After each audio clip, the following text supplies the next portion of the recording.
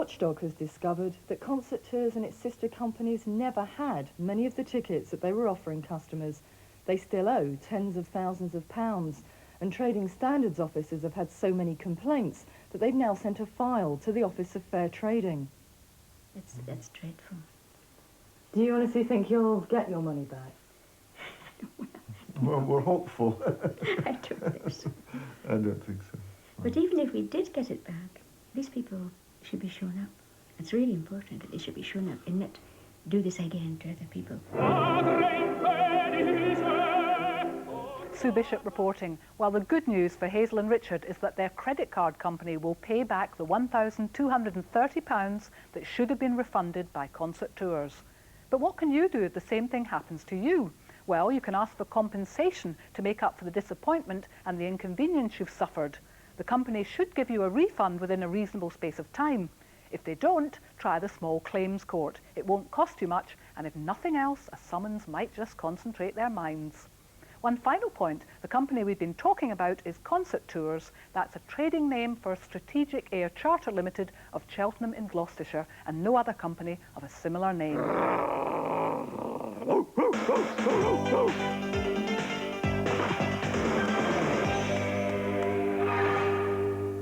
We're loath to say it, but yes, Christmas is approaching. A fact we mentioned only in the hope that yours doesn't turn out like that of the Brown family from Chipping Norton in Oxfordshire. Because if I said the sky fell in on them, I wouldn't be far wrong. Let me set the scene. The wind is howling and Olivia Brown and her family are sitting around the Christmas tree about to open their presents when all of a sudden a 30-foot section of a local football stadium flies in through the front window. And no, I am not joking. And for the Brown family, it was anything but funny. This, at the time, unidentified missile smashed everything in sight. Some of the presents, the Christmas tree, furniture. It almost smashed Olivia's son, and not surprisingly, left her ageing mum in a sense of deep shock. And things got worse before they got better. The smashed front window couldn't be repaired properly for a couple of days, and everything in the room got soaking wet through. What's more, the family weren't insured. Why? Well, because Mr. Brown is severely epileptic and cannot work, and Mrs. Brown has to stay at home to look after him. In short, they couldn't afford the insurance. Nor could they afford the hundreds of pounds it would cost to put everything right. So they turned to the football club, Chipping Norton Town, to see if they would help out. After all, it was a bit of their stadium that had ruined the Browns' Christmas. Now, Chipping Norton Town aren't exactly Manchester United. They are in Division 1, but of the Hellenic League. In other words, they're amateurs. However, they are insured by the mighty General Accident, whose view of the matter is summed up perfectly by this statement. Under the terms of the policy we provide for Chipping Norton Football Club, we insure only their legal liability and negligence. The damage to Mrs. Brown's property was the result of storm force winds, not negligence, and investigations at the time showed the stand to be well maintained. Therefore, regrettably, we were unable to make a payment. In fairness, you can see their point of view, but we can also see the Browns' point of view. Why should they be hundreds of pounds out of pocket because of something that wasn't their fault? Which puts the ball back in the court, to mix a metaphor, of the football club. All right, they haven't got much money, but why is it that in the 10 months since this happened, the Browns haven't had so much as a letter of apology, let alone a bunch of flowers? We don't think the club is playing the game. Chipping Norton Football Club, consider yourselves in the doghouse.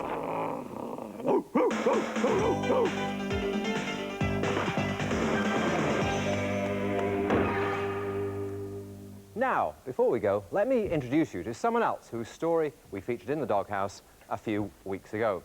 Iris Bass is over here on holiday from her home in Brooklyn, New York. Iris complained to us about the appallingly rude treatment meted out to her by the English Connection Introduction Agency based at Margate in Kent. Iris had good reason to grumble. Having given them this photograph of herself in the hope they might introduce her to an English gentleman, the agency told Iris in a letter, "How on earth do you expect your profile to be selected by a British gentleman visiting our office if you do not make the slightest effort with your appearance in your photograph? It is with regret that I am obliged to make such personal comments, but your hair appears greasy and uncombed." The agency later admitted that such language was both blunt and tactless, and I should think so too. So imagine how staggered we were to discover that after that item was transmitted, the English Connection Introduction Agency went out of their way to insult Iris again. This time they sent her a letter they'd received from another of their customers who told them, "I saw your organisation go in the dog box. Dog box? Well, close, I suppose. I thought the photograph of the lady in question looked ghastly, to say the least. She looked like a Gestapo agent, and any gentleman would rather run a mile than bother to contact her.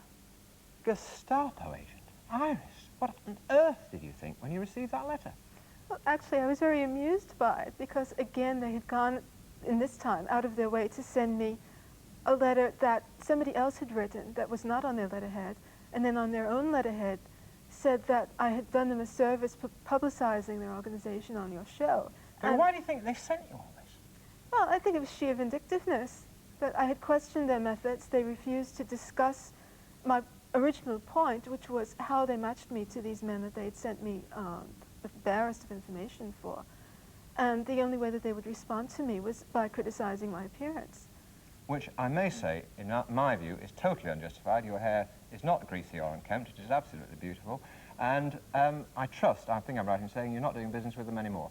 Yes, and actually I would like my money back from them, which they've yet to give me. Right, well, let's see if we get that.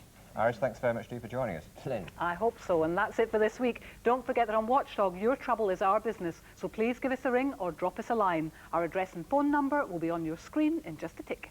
Until the same time next week, bye-bye, and thanks for being with us. Bye-bye.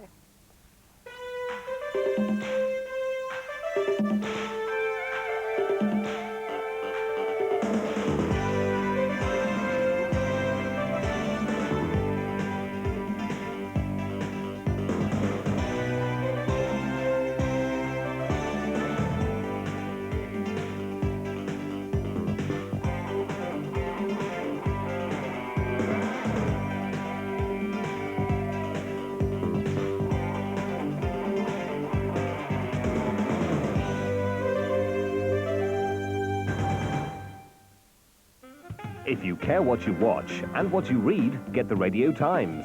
Discover the charm and the treachery in the dangerous world of Somerset Maugham's Ashenden and unlock the secrets behind the magic of Merlin of the Crystal Cave.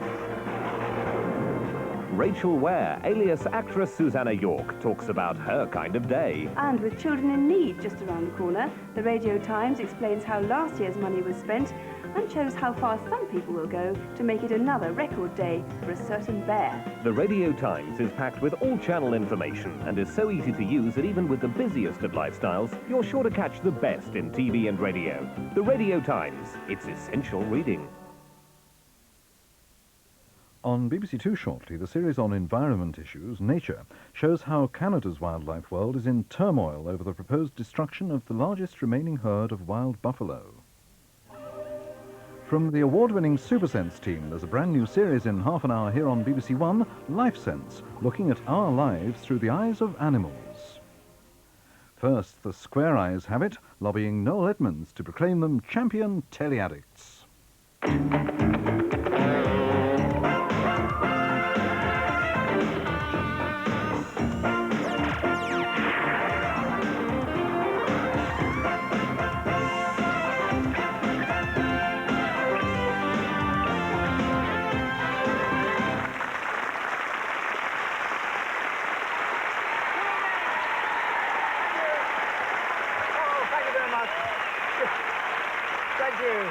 Steady, steady. These families are eager. Good evening, Telly Addicts. Good evening, Telly Addicts.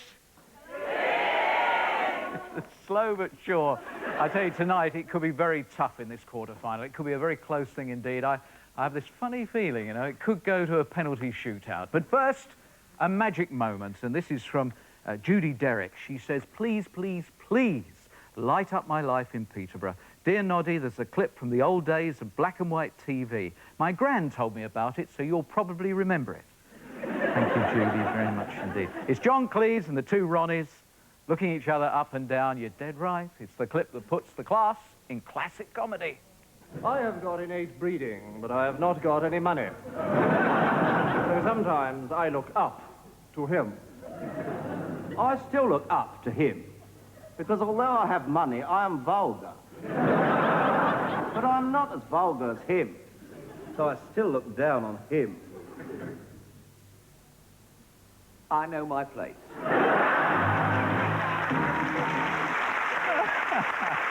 Excellent. Very, very good indeed. That's the first of many great clips we've got for you this evening on Telly Addicts. You know, my little hoofer-doofer's at the ready to control the TV you're about to see. Unfortunately, the one thing it doesn't have is a volume control, because I could really do do with one tonight. The quiet family are the Deans. And there's Derek. Derek Dean, what a telly addict, a man who can hear a TV set on button at 50 paces. And next to him, is he awake? Is Simon. And Simon, who the moment he hears a TV turned on, takes on the lively appearance of a brick. There's Jane. Jane is a campaigner for outlawing unauthorised movement in front of a TV screen. And there's Martin. Martin is the author of the Telly Addicts Travel Guide, 365 TV shop windows to loiter outside. They, as a coherent team of Telly Addicts, are the Deans. What do you get? What do you get? What do you get? What do you get if you cross an artichoke with a strawberry? You get an arbory.